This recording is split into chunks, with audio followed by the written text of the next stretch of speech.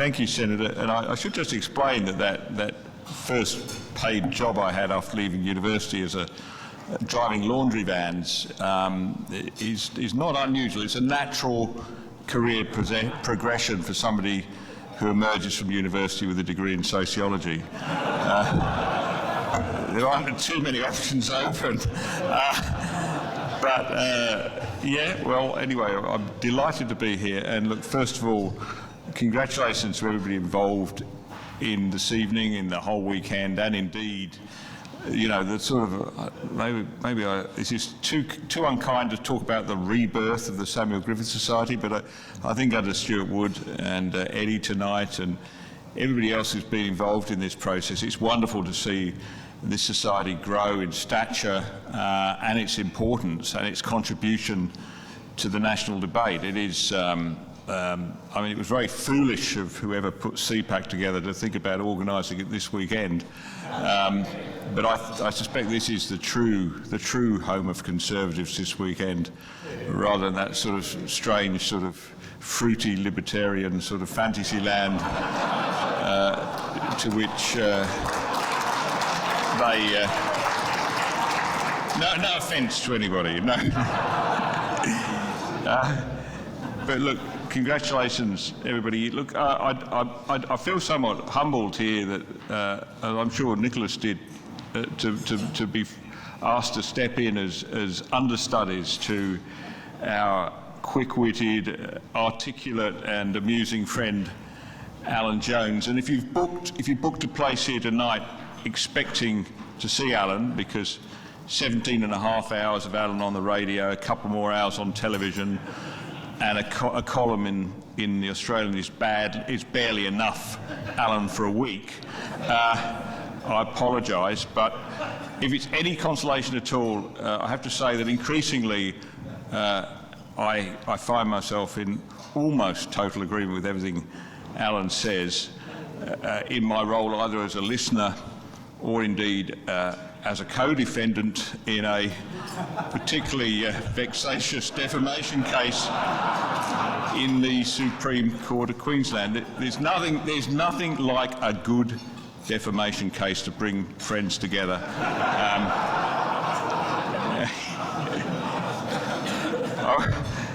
I was there for 3 days, sitting in that little antechamber, you know, with copious cups of tea, waiting for Alan to finish his time in the box, and he came out and he said, "I've finished," and I said, "Mate, you're hogging the limelight as usual." But no, Alan, those of you who know him or listen to him, you'll understand that the single big thread that runs through, drives Alan, I think, is support for the little people. It's a sense of injustice that ordinary people are so often overlooked. The people Robert Menzies called the forgotten people, we now call, that became Tony's tradies, became John Howard's battlers, Malcolm's merchant bankers, and so forth.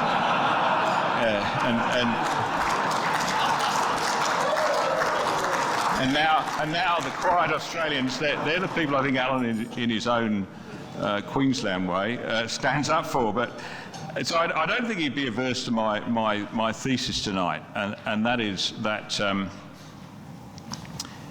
that is essentially that societies are stronger and better when they appeal more to the common wisdom of their citizens and take less notice of the musings of the presumptuous minority of Guardian-reading, self-delusional, morally arrogant food faddists who are strangers to their own absurdities and hell-bent on putting the rest of us in their place. I choose my words carefully. I don't want to cause offence to anybody. But I'm speaking in favour, in other words, I think, of what now some people call, in rather derogatory terms, populism.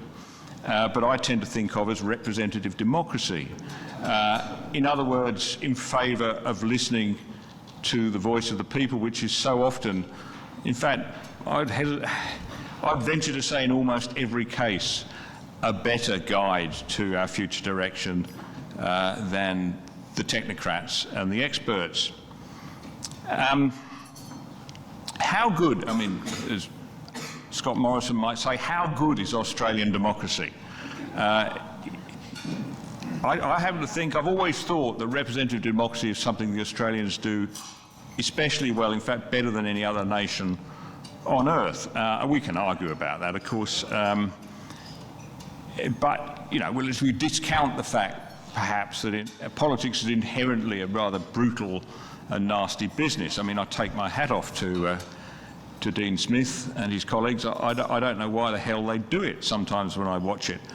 But take that out of the equation and take out the equation too that we have the Senate, which is not a great example of representative of one party, one value, one vote, one value, particularly in Tasmania,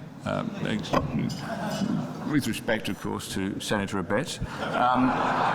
But nevertheless, I think in its broad mix in the way it works, it is, to my mind, the best and most successful democracy in the world. That was no more apparent, of course, than on the night of May the 18th this year, when the vote didn't go quite according to plan, or at least according to the plan that the sophisticates had made out. They hate democracy most of all on nights like that, of course, when the people disappoint them. Nothing wrong with the pollsters, nothing wrong with the pollsters. It was the electorate that got it wrong. And we saw this great outburst of post-traumatic intellectual dissonance disorder. IDD, is that right? PTIDD. Or you might know it more as Don's Party Syndrome, which it was probably the worst outbreak, in fact, since 1975, although I wasn't here to experience that, but I've read a lot about it. The failed referendum on the Republic, of course, was a classic example of how the electorate dashes the hopes of intellectuals and leads to uncontrolled bursts of national self-loathing, which is one of the commonest features of PTIDD. Lately, however, I think the frequency of these outbreaks seems to have been increasing. We've had the Brexit referendum, the election of ScoMo, Donald Trump, of course. Many examples in which the ability of Conservatives to win is vastly underestimated by their opponents. Labour would have won by a landslide, of course, if those dumb people out there couldn't see through the lies and the fear-mongering. But I hold that Australians' democracy does produce a very, very good image of the people who drive it, the electors. So when you look at the result of the election, you are looking really at a reflection of the people and what they're thinking. So when you hear people criticise the democracy, they are essentially, I think, criticising their fellow citizens. And we saw this, didn't we, in that great outburst for 2 or 3 days, absolutely uncontrolled emotional venom from the left. Guardian columnist Bridget Delaney wrote, "It's not Morrison, it's not the Liberals, it's not the policies, it's not Queensland, it's not Dutton, it's the country that's rotten." The fact that their vision for Australia's future was not affirmed made them feel estranged and alienated from their own country. She's talking about the left there. Grief gave way to anger on Twitter. I've got to modify my language here. I know, I'll give you a trigger warning. Some of this language is pretty fruity. "Deletive you, Australia," wrote somebody called Harry on the left side. Do anybody know Harry on the left side? He tweets a lot. "We had a great opportunity to build a just, fair, progressive, environmentally responsible, clean energy powerhouse of a nation, and once again you squandered it. Don't complain, I no longer care." I've got a host of examples. I could go on and on, but I did like Van Badham, who's a columnist. "At least I go to bed knowing that I did everything I could," she says. Unfortunately, the morning light offered no clarity for Van Badham. She tweeted the next morning, "I held my son this morning and said, 'You are the most precious thing in the world to me.'" "Bird," he replied. I shouldn't mock because, they were really suffering from intellectual uncertainty. Their whole worldview had been spoiled. They went to the election party along the streets of one Australia and found themselves returning on completely different streets. It was not the Australia they imagined it was. They were not connected.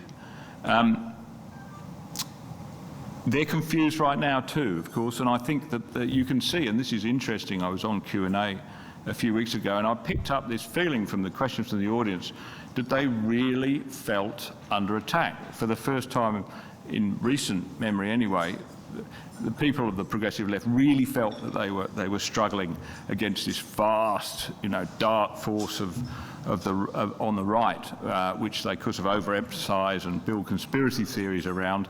I don't know if anybody saw the headline in the story in the Fin yesterday, which somehow linked the Menzies Research Centre of the gun lobby. I don't know quite how they achieved that. But let me say anyway. Look, we are not associated with the gun lobby. You heard it from me first.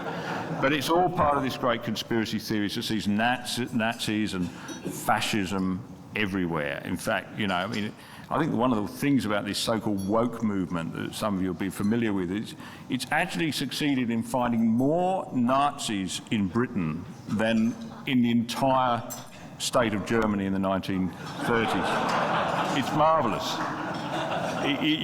It's amazing how soft you can be these days to be still labelled as hard right. I noticed this during the debate in difficult and serious and I think unnecessary debate in New South Wales Parliament this week, which revisited the abortion issue. But simply for standing up for the right of the unborn child, you are somehow now hard right. We've examined this, of course, and we think that Labor have rendered themselves completely unelectable. Certainly the idea of them returning to power in their own right seems a distant prospect, or returning to power with the Greens may seem at this point a distant prospect, but experience tells us that's not the case. I think by the time of the 2022 election, it's gratifying to say that the Liberals would have been in power for 52 of the 78 years since the Liberal Party was founded, but that doesn't mean to say that Labor won't be back. But my point tonight, and this is my main point, I think, is that I think that the real threat to the values and the principles we hold dear is not going to come from parliamentary democracy. It's not going to come from a change of government, or of course that would be alter the complexion of this country quite considerably. It will come, I think, from forces outside, sort of asymmetrical forces that actually seek to bypass the democratic process, and this is, of course, what the sophisticates on the progressive left are constantly doing, because they know they cannot win, or they find it very hard to win a democratic election with their rather extreme policies, and so they're turning outside.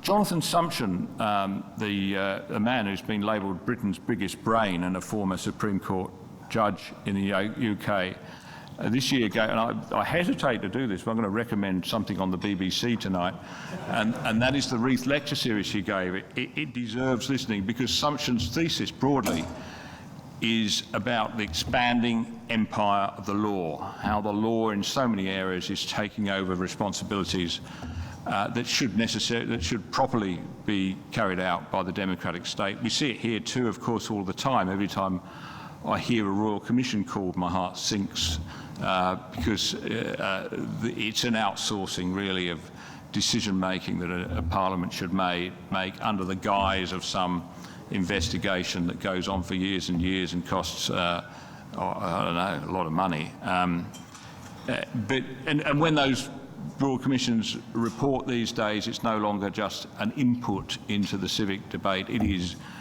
the word handed down from the mountain that we're supposed to take authoritatively. Woe betide the government that doesn't adopt all 576 recommendations of the next Royal Commission. it'll be criticised from pillar to post. It's an outsourcing to the law, but only one area in which we do this. And Nicholas, of course, drew attention to another area in which we do this through quangos. You know, even worse than outsourcing things to the courts, in my opinion, is outsourcing them to sort of wannabe courts or quasi-judicial bodies like the Human Rights Commission, where the protection normally afforded, the presumption of innocence and the rules of evidence, all those things do not apply. They turn inevitably into kangaroo courts. And I'm going to make another sweeping statement here, if you'll excuse me. I'm sure you'll find exceptions, but to a greater or lesser degree, I believe that every new institution that we bolt on as an addition to the established institutions we have creates problems. Creates problems of one kind or another that in the end erode the superiority or the power of our democracy. And so we come to the vexed question of the voice, a single voice with a capital V, as opposed to the sort of plurality of voices that all of us Aboriginal people, as much as anybody, are now able to exercise in speaking to Parliament, and indeed within Parliament, the plurality of Aboriginal voices in Parliament. We have an Aboriginal who is now an Aboriginal Affairs Minister. This apparently is not enough, however. We need a further voice, one enshrined in the Constitution in some form or another that's not immediately clear, for reasons that I find, and excuse me, maybe I'm being insensitive, are not immediately clear either. It's yet another sort of retrofitting of our democratic system that in every respect, to my mind, seems to be functioning pretty well. To see pre-settlement Australia as a single entity is to see it through European eyes rather than the eyes of Aboriginals, who coexisted in hundreds of mini-republics, essentially, speaking different languages, who treated one another as foreigners, as enemies, as Geoffrey Blainey writes so well in The Triumph of the Nomads. And yet we're asked to pretend that some 10 generations later, a mere 10 actually, which is interesting if you count a generation as 25 years, though the ancestors of those First Nation people speak with a single voice, one voice, that will be decided by some subprime democratic mechanism run by an untouchable bureaucracy. We're being asked to believe that, unlike any other similar bureaucracy that's ever came before it, the voice will be resistant to capture and mission creep. Now, Daniel Andrews' government, I think, is interesting. It's the first adopter of every muddle-headed idea that comes onto the table. And so they offer a very useful clue of how this might work. In January 2018, the Andrews government appointed a Treaty Advancement Commissioner. So no voice, treaty. We were moving to a treaty already. A Treaty Advancement Commissioner who was tasked with setting up the First Peoples Assembly of Victoria. Now, to have an assembly, you need to have people to elect it, of course. And here we find the first problems. It turns out that anybody who's prepared to sign a declaration, you could do so this evening if you like, that you identify as an Aboriginal or Torres Strait Islander person, that you're of Aboriginal or Torres Strait Islander descent, and you're accepted as such by the Aboriginal or Torres Strait Islander community, you're in. You're part of that electorate. It's not clear how many have signed up to vote, however. I think the vote is in October. But I suspect that business is a little bit slow in the enrolment business. They put an advert up recently. Be one of the first to enrol for the First Peoples Assembly Victoria elections, and your child could run out with the team as the Richmond FC junior mascot. Well, wait, that's not all. You'll also get the opportunity to visit the Richmond Football Club change rooms. I know a lot of you have been anxious to do that. And you get a set of the Richmond Dreamtime footy kit and 2 tickets to the game. This is the sort of inducement they're having to offer to gather an electorate. And yet this first obvious hurdle to finding a voice, a single voice capable of articulating dispassionately the views of Aboriginal elders past, present and emerging, fails to deter the Voices band of enthusiasts. Enthusiasts who I note, and again no disrespect, include a rather disproportionately large number of lawyers. Nobody underestimates the complexities of designing a body that fairly represents Aboriginal and Torres Strait Islander people, said Murray Gleeson in what I thought was a very considered and thoughtful speech last month. But I'm not sure, he continued, I'm not sure that anybody suggests it's not worth trying. It's difficult, but it's not worth trying. I think Murray Gleeson, with respect, should get out more. There are many thoughtful Conservatives, I suspect a few in this room, who regard the very continuation of this treaty process with no clear end in sight to itself be extremely divisive to our community, to be actually going against the aims of reconciliation. And they wish that it could be taken off the table and that we could have calm discussions about other options and the best way forward. Those who claim that this momentum is unstoppable, as they frequently do, live almost entirely in the intellectual enclaves of the southeastern metropolis. The closer you get to the epicentre of Aboriginal misery, the less pressing the need becomes to mess with the Constitution at all.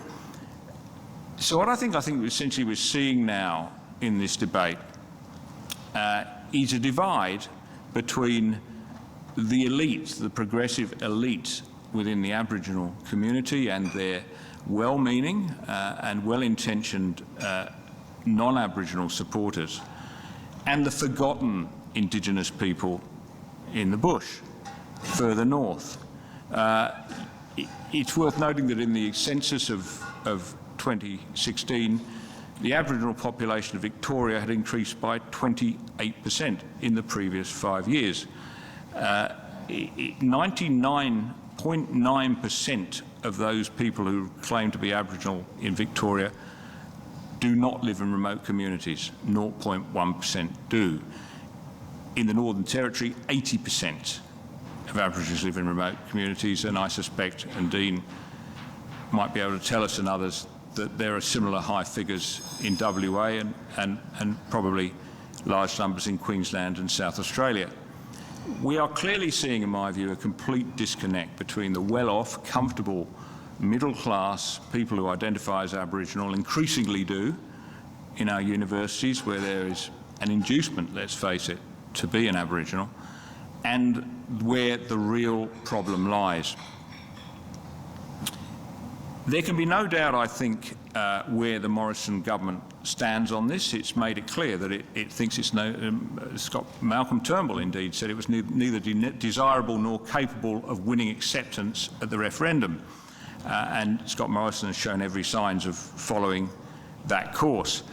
But I think there's no doubt either, and here lies the challenge, I think, for us as constitutional Conservatives about the magnitude of the task that we face if we go the alternative course. Because the alternative course is clearly not to do nothing.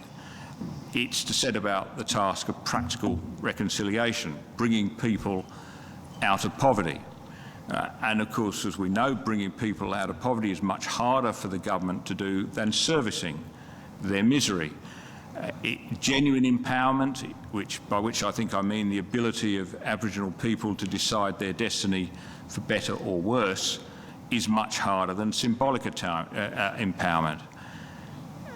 Bringing about a demonstrable improvement in Aboriginal lives in remote communities is something which has challenged, and a challenge that we've failed to meet for decade after decade, and despite our very best efforts. But we have to keep on trying, because I really think that unless we're to be trampled by the forces of wokeness and everything else that stands in our way, our only answer to the voice is to set about real and practical and measurable improvements in the lives of remote Aboriginal people.